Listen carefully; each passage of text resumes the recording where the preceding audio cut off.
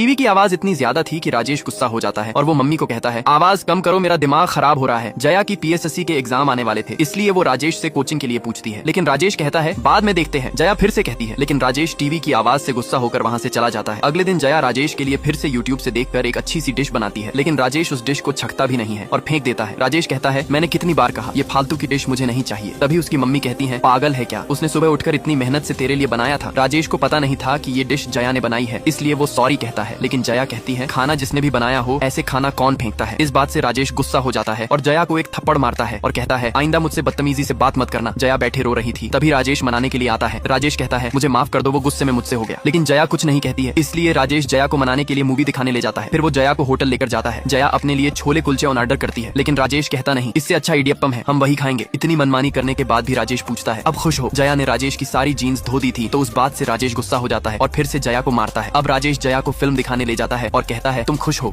जया राजेश से बिना पूछे उसके सारे जीन्स के कपड़े धो देती है, जिससे राजेश गुस्सा हो जाता है और जया को एक थप्पड़ मारता है। राजेश कहता है, आइंदा मुझसे बिना पूछे मेरे कपड़ों को छूना मत, वरना बहुत बुरा होगा। अब राजेश फिर से जया को मनाने के लिए फिल्म दिखाने लेकर जाता है। इसके बाद राजेश जया को उसी होटल लेकर जाता है और हर बार की तरह इस बार भी जया को राजेश का मनपसंद इडियप्पम और चिकन करी ही मजबूरी में खाना पड़ता है। राजेश जया की छोटी सी गलतियों पर उसे पहले थप्पड़ मारता था और फिर उसे मनाने के लिए फिल्म दिखाने ले जाता था। जया की सास और ननंद चाहकर भी कुछ नहीं कर पाती है। जया अपने पापा को फोन करके बताती है कि राजेश उसे छोटी छोटी बातों पर मारता है। जया के पापा अपनी बेटी का साथ देने के बजाय कहते हैं, बेटा ये सब तो चलता रहता है। जया कहती है, पापा पता नहीं वो किस बात का गुस्सा मुझ पर निकालते हैं। लेकिन जया के पापा अपनी बेटी को नहीं समझते और कहते हैं, मैं खाना खा लूं बेटा, तुमसे बाद में बात करता हूँ। जया छत पर बैठे रो रही थी, तभी जया की ननंद कहती है, देख अगर तू ये घर छोड़कर जाएगी तो लोग तुझे ही गलत समझेंगे, अब मुझे ही देख ले। मैं अपना ससुराल छोड़कर चली आई थी, लेकिन मुझे आज तक कोई लेने नहीं आया। ये सुनने के बाद जया कुछ नहीं करती है। अब जया हमेशा बिस्तर पर पड़े हुए मोबाइल देखती रहती। राजेश उसे छोटी छोटी बातों पर थप्पड़ मारता था, लेकिन घर पर कोई भी ऐसा नहीं था जो राजेश को रोक सके। जया की सास कहती है, मेरा बेटा बहुत भोला है, बस कभी कभी उसे गुस्सा आ जाता है। मैं अगर जया की जगह होता तो पहले इसकी सास का खोपड़ा फोड़ता। जया अपनी माँ को फोन करके बताती है कि राजेश उसे रोज मारता है। जया की माँ कहती है, दामाद जी ने सिर्फ थप्पड़ ही मारा है ना, सबके सामने तो नहीं मारा। देख बेटा, हम औरतों को ही एडजस्टमेंट करना पड़ता है, बाकी और कोई बुराई तो नहीं है। मैं मानता हूँ कि एडजस्टमेंट करना चाहिए, लेकिन इसका ये मतलब नहीं है कि आप अपनी बेटी पर होते अत्याचार को नजरअंदाज कर दें। वैसे भी हमारे देश में कुछ लोग बेटियों को घर का बोझ मानते हैं। एक बार उसकी शादी कर दी तो बला टल गई, ऐसा मानते हैं। जया के दर्द को कोई भी नहीं समझ रहा था, लेकिन जब से जया की ननंद ने उसे समझाया तब से जया बदल गई। जया कुछ नहीं करती है, हमेशा बिस्तर पर पड़े हुए मोबाइल देखती रहती थी और जब भी जया राजेश को आते हुए देखती तो जया मोबाइल बंद कर देती थी। एक दिन इससे राजेश गुस्सा हो जाता है और वो जया से उसका मोबाइल छीनने की कोशिश करता है, लेकिन वो जया के हाथ से मोबाइल नहीं छीन पाता, इसलिए वो जया को मारने की कोशिश करता है, लेकिन जया उसके हमले को रोक लेती है, जिसके बाद ये होता है।